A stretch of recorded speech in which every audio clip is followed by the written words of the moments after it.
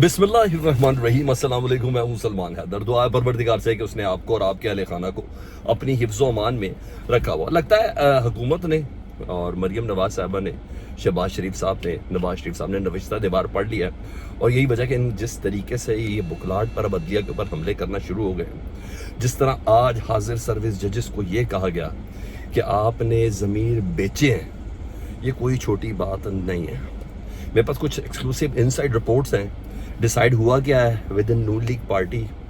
ये जो पीटीआई पर पाबंदी की प्रेस कॉन्फ्रेंस का पता किस दो अफराद को था, हुक्म किसको मिला था और उसने कमरे में बुला के अता तारड़ को ब्रीफिंग दी थी, उसकी कुछ डिटेल्स हैं, वो मैंने आप तक पहुंचानी है। जी हाँ, जज ने तफ्तीशी अफसर को 9 मई के केसेस में आखिरी वार्निंग दे दी है।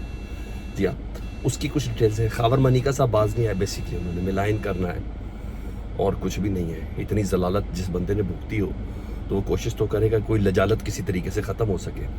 तो वो है, 2 आज नए जजेस तैनात हो रहे हैं, लेकिन सबकी नज़र जस्टिस मंसूर अली शाह पे, काजी फायजी साहब पे नहीं है, क्योंकि ये इनिशिएटिव उन्हीं का ही है। बहुत इंटरेस्टिंग फैक्टर्स हैं जो मैं आपके सामने रखने जा रहा हूँ एक के बाद एक। सबसे अहम बात यह है कि विद इन नून लीग के बाद डिसाइड हुई है, क्योंकि बातें चल रही थी, खुर्रम दस्तगीर कह रहे थे कि पाबंदी नहीं लगनी चाहिए, जावेद लतीफ़ भी इसी तरह की गुफ्तगू कर रहे थे। फिर देखे देखे आपको पता पीपल्स पार्टी भी शुरू हो गई, ANP भी शुरू हो गई, MQM भी शुरू हो गई। अब रात को पीपल्स पार्टी ने, जारी बात है, मैसेज उनको भी पहुंचा है कि हाँ भाई किन क्वार्टर से बात हो रही है। तो उन्होंने कहा जी अब किसी का इनफरादी, पीपल्स पार्टी ने कहा कोई इनफरादी स्टेटमेंट नहीं होगी। जो पार्टी का तर्जुमान जो पहले दिन कह रहा था कि हम पाबंदी पागल हैं, जिनका जहनी तवाज़ुन खो बैठा है, जो पाबंदी लगाना चाह रहे हैं पाकिस्तान तहरीक इंसाफ पे, वही तर्जुमान ये कह रहे हैं कि नहीं, हुकूमत जो भी फैसला करेगी हम उसके साथ है, हुकूमत के फैसलों में उसके साथ है। तो अब विद इन नून लीग ना जी, ये जावेद लतीफ़ और खुर्रम दस्तगीर इन तमाम को देखते हुए ना कुछ चीज़ें सामने आई हैं कि इनके तो पार्टी के अंदर के मामलात भी बहुत ख़राब हैं।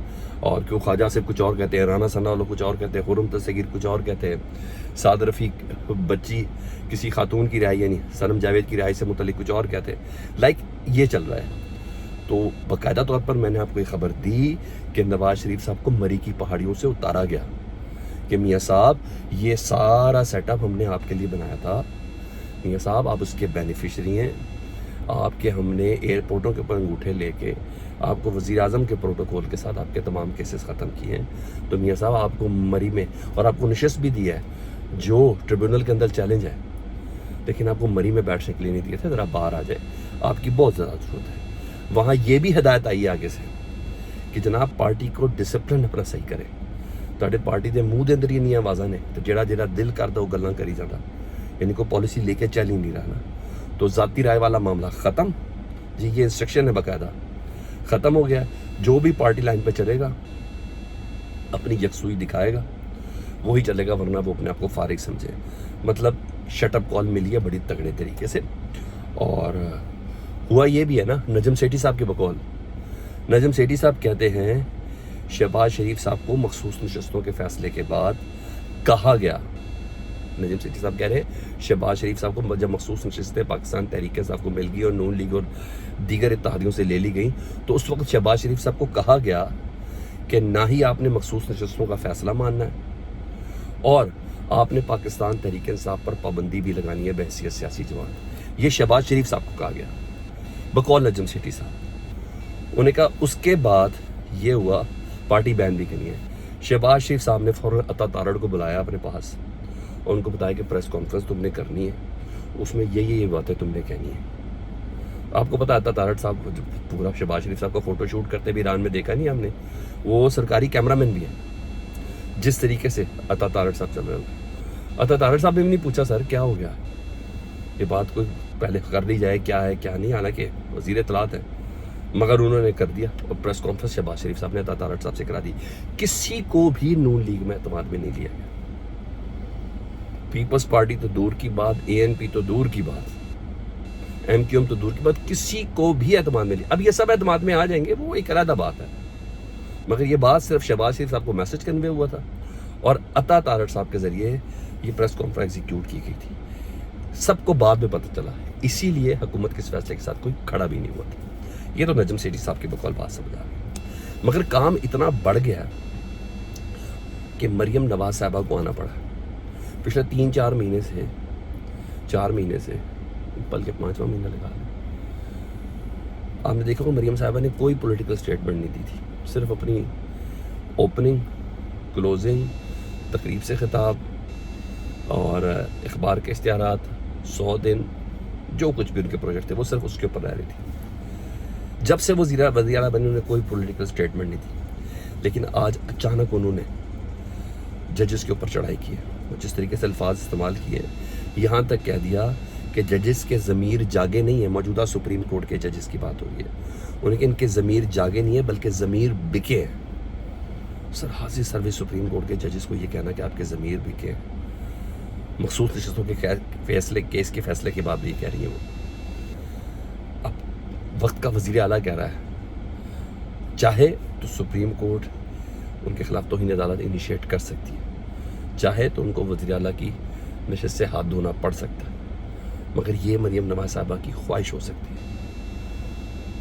ہاں جی، اس ٹائم ان کو یہ ہی سوٹ کرتا۔ اور سنیے، مزید انہوں نے کہا کہ حکومت 5 سال پوری کرے گی۔ اس نے کہا میں نے یقین کیا، اس نے اصرار کیا، مجھے شک گزرا۔ یہ کہاں سے شروع ہو گیا؟